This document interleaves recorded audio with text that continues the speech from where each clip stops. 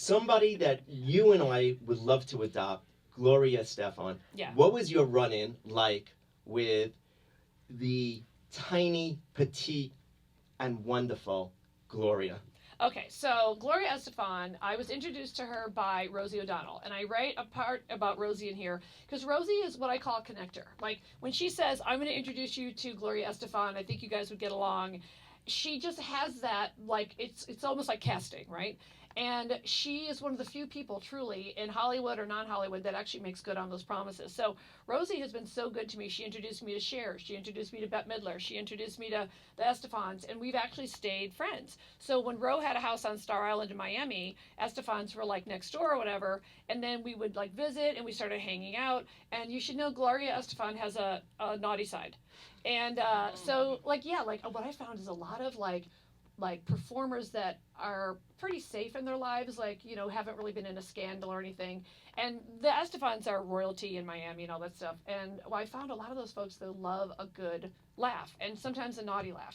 But the Estefans, like everything from one time, I have a little trick that I do that's very unfair. But like when I did a Broadway run at the Belasco, and it was only 10 shows, but it was called Kathy Griffin Wants a Tony. And then I was robbed.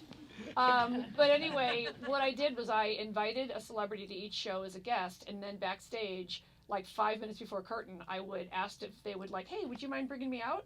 And it was always awesome. So like, it was just like Rachel Ray shows up, and I'm like, "Hi, did you bring me any mac and cheese?" "I'm kidding. Can you introduce me?" And she's like, "What?" And just takes her coat off and go. And sometimes it's the oddest thing. You put people on the spot, and they just like deliver. So I'm in Miami doing a show, and then I said to Gloria Estefan, I said, "Oh, I want to say hi before the show," you know, knowing I have a secret plan.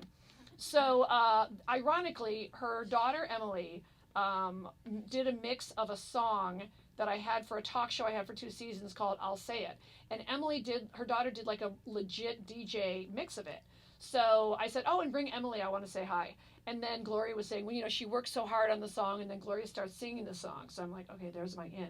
So it's 5 to 8, and all the Estefans are there, and we're all thinking, oh, okay, see you at dinner afterwards. And I go, Glo, why don't you come out and introduce me? And then the rest of the family was in on it. We all used trickery, and they kind of pushed her out. And then I got her to actually do a duet with me on stage in Miami. I'm a horrible singer. She's a quite good singer, which was very helpful. And then, of course, for no reason, and you can look this up online, I just decided to lift my dress up, and I was wearing the worst, like, granny panties you've ever seen. And there's just a great picture of Gloria just, like, singing, but horrifyingly looking at me. And I'm just, like, for no reason, just lifting my dress up. It's not dissimilar to New Year's Eve with Anderson Cooper. If I can, I try to make anyone my Anderson Cooper at any given moment.